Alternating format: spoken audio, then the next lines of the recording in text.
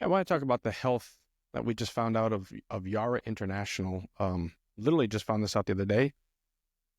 The information is kind of unfolding as we go along, and nothing that I'm going to say is concrete by any means at this time, but I have some very good information that the turf and ornamental side of Yara International is no longer, maybe it'll be supported, but it's not going to be a focus of their business right now, as they just had a layoff of their representatives that were in the turf and ornamental in the United States. That has been a resource for many people that use it. I'm bringing this to you just for more information and decision making. It's something that I really haven't used. It's not really that popular in the Northeast. It can be ordered and used, and there's a few people using some of the benefits of it. But let's just talk about it in general. Yara International was founded in Norway in 1905. They have approximately 18,000 employees, and they operate in about 60 countries. Their main focus, as most fertilizer blenders, creators is on the agricultural market. And that is where really we get the results of any of their testing, product development, and the residual, basically, of what the farmers aren't using or what they can find saleable to us in the T&O division. Last year, their reportings, and that was this, I actually pulled some information this morning.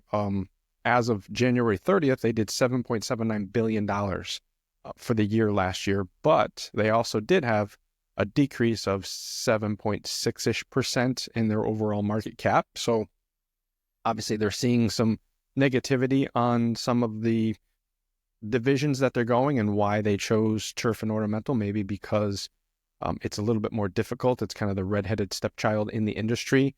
We're a lot more finicky in how we can make our applications compared to agriculture, where they most of the time are going out in a granular application and their spray volume is so much higher than what we're doing. Yara launched their turf and ornamental in 2019 as they expanded their sales from the agricultural area, and their main office in America is located in Tampa, Florida. Their claim is their one prill homogeneous product. And what that means is if you have NPK in a bag or whatever elements you're putting in there, they wrap and blend it into one pellet so that when it goes out, you're not worried about a nitrogen pellet being over here and a phosphorus or potassium or calcium or whatever you're putting spread out technically uneven on the property. They've kind of found a way to blend all that together, whether you're putting out that in a granular or if you're melting it down, as many of their products are available to be melted, but not all of them are. So you want to definitely check and read the label. I received a test bag here of their NK Green, which is 22012. I haven't done anything with it.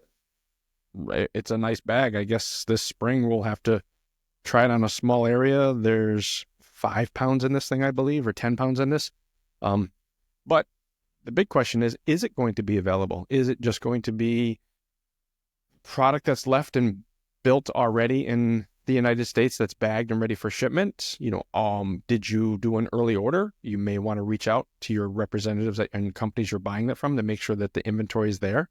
Maybe the inventory is going to be fine. If you go to their 4000, that's a direct agricultural product. So them not building that seems kind of rare. Is it just going to be difficult for the T&O to actually get that? Are our main distributors going to be able to carry it? Most likely, I'm thinking they will. Worst case scenario, being that it's just a nitrogen product, you probably can get it from some of the agricultural distributors that are out there.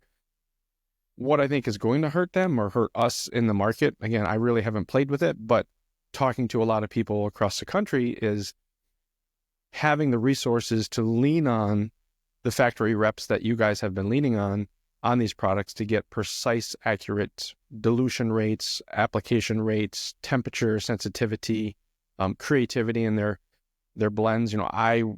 This fall, I was privileged to test a product from Fertilizer International that is a 2006 that was wrapped with NK Green, and was looking forward to seeing the results in the spring. I'm still going to look forward to see the results, but will that will Ferdy or any of these other chemical companies be able to get that product still and blend it in? Nobody knows. So just wanted to kind of bring that up to you as a kind of a PSA that if you're using this product or it's built into your program for the year, we preach all the time of early order, plan ahead, plan your program out for the year. You really, really want to reach out to your representatives. And it's not, unfortunately, not going to be a Yara person because there was 4 of them in the United States. And from what I'm hearing, they no longer employed by Yara. And it's going to be more on the shoulders of who you buy your products from. Because if you leaned on any of those guys in America, they were not sellers. They didn't work on commission on sales. They were more of promoting of the product itself in general. And to be the shell answer man, if everyone can remember that, of any questions you had on the product, how would you do it? How would you blend it? I've talked to many guys that will use, let's say, a 40-00, and they'll use just a tenth of that product melted into their liquid application while they're doing a granular application, just to give it a little zing and an early wake up or a quick fix. And they were very, very happy with it. Now it sounds like maybe that'll be available or won't, or some other resources are going to need to be used to blend that. And is it going to be equivalent to that? Because their urea is urea, ammonium sulfate, and I believe there's sulfur in there as well.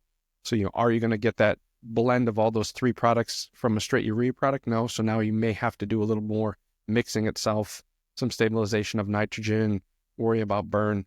This is all up in the air. So it's sad news. Just again, not a big user of them, but I hate to see any product that is available to us no longer be available, as we're being restricted in many different ways. Never mind our state regulations federally, and then the decision of a corporation that may be having some issues with getting the word out of their product, or it's just not cost effective for them to get it into the turf and ornamental market.